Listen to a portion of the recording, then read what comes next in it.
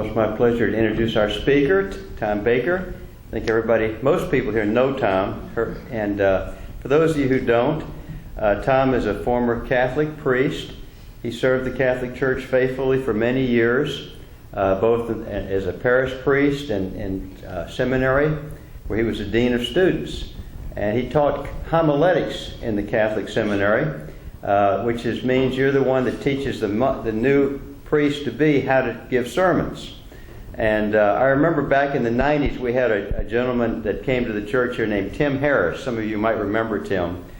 He's passed on now, but Tim, after Tom had given this wonderful talk one Sunday, he came up to me and said that Tim was from a family of Presbyterian preachers, and he says he's heard the best of the Presbyterian teachers, and he says none of them were any better, a hair better than Tom Baker. He says Tom was the best as he could stand up to any of them, and I think we'd all agree with that. Yes. So Tom, come on up.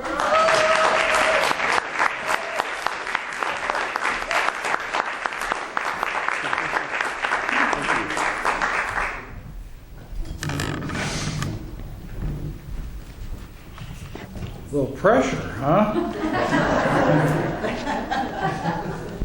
Well, that's fitting.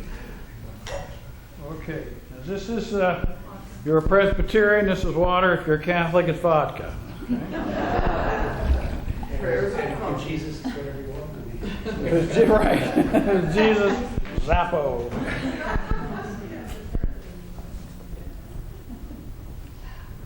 Protestant water.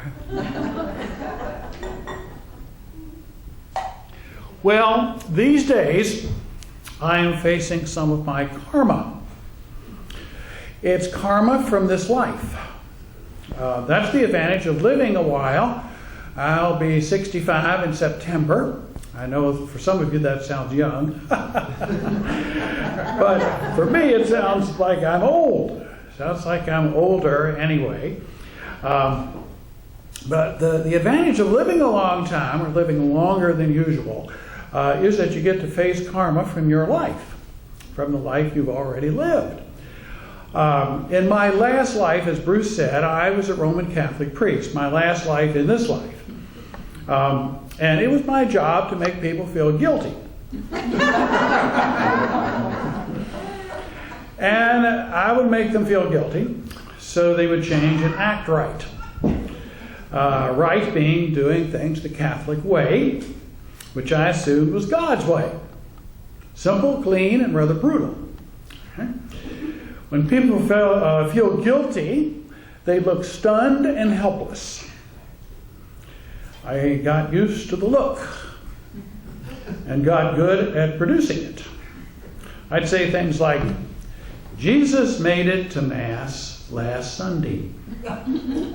He was waiting for you at his altar. But you couldn't be bothered. You broke the Savior's heart again.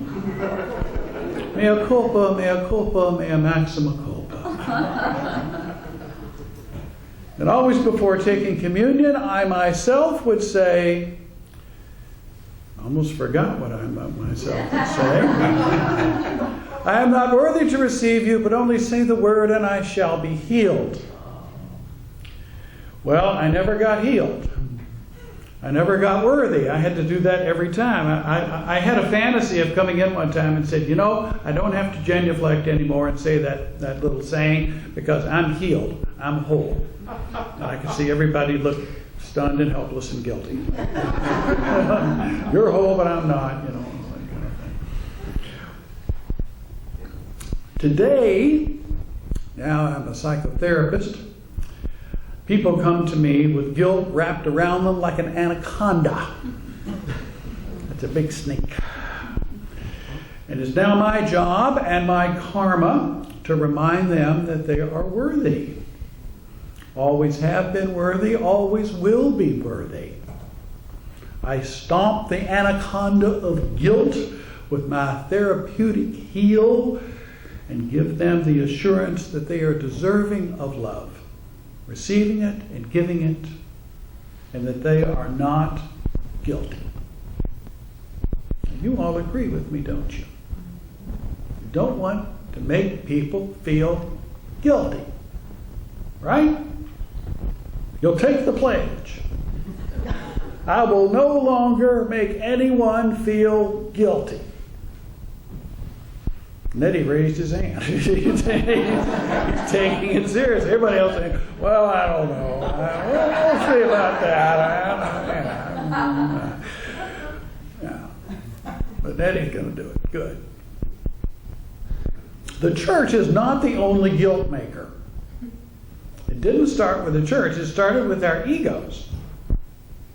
When I first got married, 23 years ago, yesterday, I would ask my wife in lots of different ways what was wrong with her. I'd come home after a hard day and she had a hard day, and I'd say, sweetheart, your hair, your weight, your accent, the way you say hello, the way you say goodbye. Is that hello genuine? Is that goodbye forever? Why are you so quiet? When you take the very occasional drink, why are you so talkative?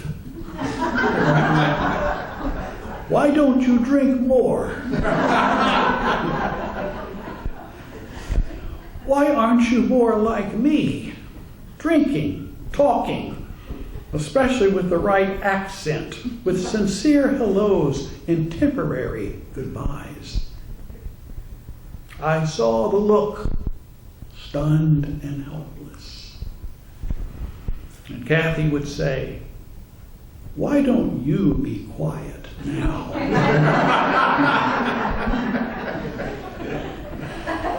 That is so Kathy. Polite, to the point, and concrete. Of course she would want me to be quiet. I was doing everything I could to make her feel guilty. You can take the priest out of the church, but it's hard to take the church out of the priest. I remember listening to Father Clancy preach and how critical I was of him. I'll give you a little sample and you'll be critical too. He loved to preach about making a good confession. You who are Catholics have heard that sermon. He would say, what if one Saturday you made an insincere confession, leaving out all the really bad sins, and the next day you were hit and killed by one of our thoughtless, selfish drivers in the parking lot? You would have to stand before St. Peter and make a better confession and hope he would have mercy on your soul. Oh, he had him. Stunned and helpless, also shifting and coughing. When they shifted and coughed in their seats, they shifted in their seats and coughed into the air. They weren't coughing into their seats. When that happened, you knew you hit the sweet spot. Not only had he made the bad confessors feel guilty, but he nailed the uncharitable crowd from the parking lot. And the next Sunday at confession, I heard all the driving sins. Speeding, running red lights, cutting people off. Felt more like a cop than a priest. I would say, yes, ma'am, Jesus would never drive like that. You're right. You don't have to give up your license, though. Just ask the Lord to help you be more careful. Sit in your car and say 3 Our Fathers. Well, that's practical and concrete, isn't it? Yes. That was Officer Tom, the priest in confession. Now, I thought I'd left all that behind. Yet here I was in my living room, throwing guilt at my wife. Most of the time, when loved ones argue, they try to make the other person feel guilty. Ever notice that? Why is that? Well, here's my theory. The ego is afraid of love. It's just afraid of it. And when people get too close, the guilt begins. And rather literally, all hell breaks loose. If I get too close to you, or you get too close to me, I'm liable to find something wrong with you. We hurt the ones we love because we are afraid of love. And the emotional intimacy that love asks of you. Now, just think about that. No defenses, no attack, feeling safe. That's what we all really want. But we have to get over the hurdle that the ego puts up for us. And that ego, and that hurdle is most often anger. Anger. That's what we often use anger for. We use anger to make the other feel guilty. Now, anger is an alarm. It should last about a minute. It says something is wrong out there and I want it changed. You're standing on my foot and you're heavy. Step back, please. Damn it. Okay? Now that's quick anger. That's good anger. After a minute, the anger turns. In other words, anger has to be fresh. It's like fish. Okay? You have to eat it when it's just caught. Anger you need to express only when it's just happening. Anger gets too old and it becomes guilt-giving.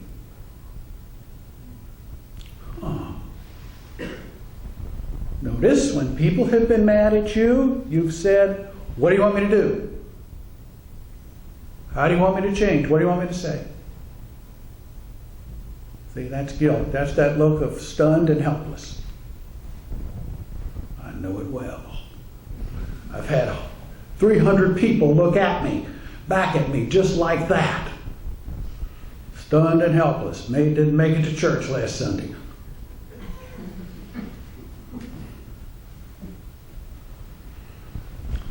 Anger can even get to be an addiction.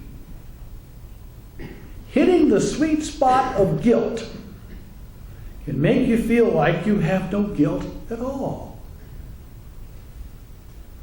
Being angry for a long time is the way we mainline our guilt to someone else. Notice when you are angry, and you're getting angry at me, I can tell. You're starting to feel guilty. If you're angry, notice that you feel completely sure of yourself. There's no ambivalence. When I'm angry, I don't say, I'm not sure if John Boehner is a good guy or a bad guy. He's a bad guy.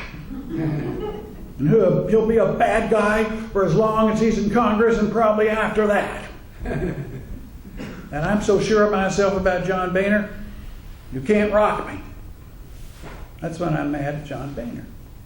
That's old anger. Now, if John Boehner just came and stepped on my foot and say, John, back up, damn it, it'd be all right. But see, this is old anger. This anger I carry around with me. Like a pet anaconda. Think if you walked around with a great big snake around your neck all the time. Hello, how you doing? Why are you backing up? Why are you running away? Why? Me and the anaconda, we love you, man. Yeah. I have a friend whose boss used to get mad at her 2 or 3 times a week. He'd take her into his office and he'd scream at her. Now, this went on for a couple of months. And finally, one day, she really listened to what he said. And she saw that none of it was true. He wasn't talking about her at all. In fact, in some ways, he was talking about himself. So she said, finally, she had to stand up, put her hand up. She said, wait a minute, finish up now, finish up. I have a question for you. And lo and behold, he finished up. He stopped yelling. He said, what? What do you want to tell me? You know that edge in your voice? And she said, what's really going on? You can tell me about it. Now that was a risk, huge risk. She was saying, I want to be emotionally intimate with you. His anger was saying, no, no, no, no. Back off, go away, back off. Animals do that. They make their tails big, or their what do you call feathers fluff out. Yeah, thank you. You're welcome. And they say, go away. That's often what our anger is. Go away. But in that moment, he started to cry.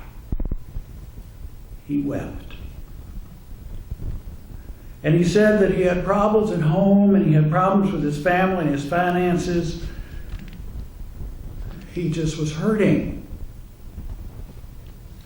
Now, they didn't turn into great friends, but they both began to share themselves with one another in an honest and straightforward way. Anger is an avoider if it lasts. It says no more emotional intimacy. Now, if divine love calls us to kindness, and I think it does, we then must be more willing to share others, or share our feelings with others, our feelings of worthlessness, helplessness, even despair. In our supposed separation from the love of God and God, we think we have to handle all these things by ourselves. And yet, think about it. Thoreau said, all men lead lives of quiet desperation. I would amend that a little bit and say that all human beings are struggling with a sense of worthlessness. That's the inside struggle. That's what happens at 3 o'clock in the morning when you wake up. You're working on your helplessness and worthlessness.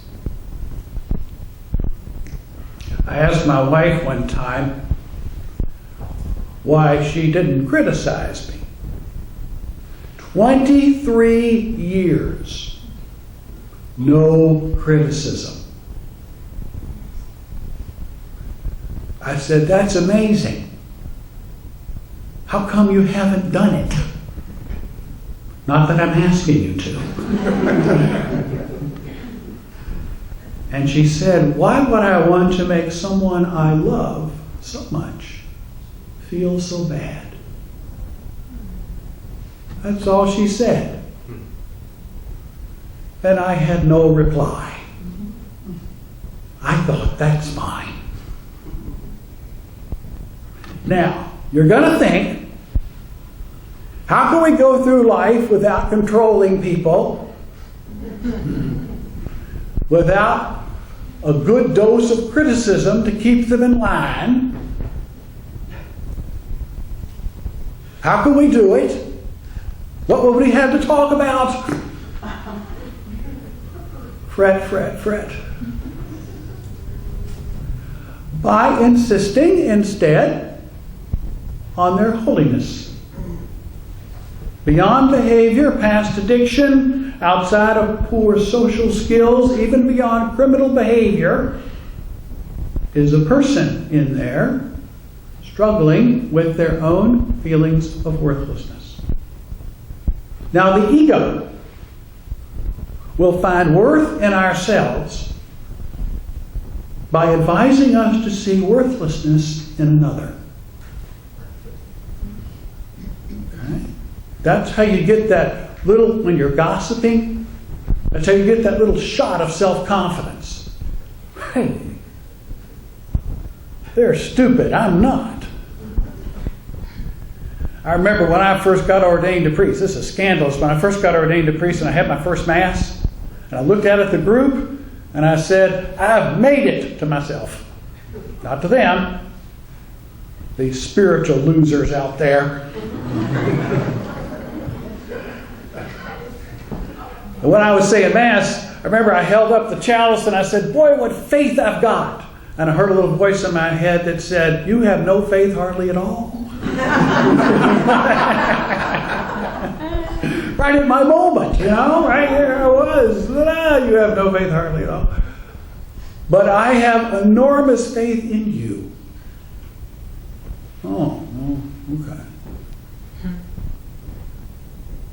The Holy Spirit will help us to see the Christ in them and in you. That's all. Just do that. Continually do that. And the world will become peaceful. It's the secret to a peaceful family, a peaceful neighborhood, a peaceful world, and just maybe a happy marriage.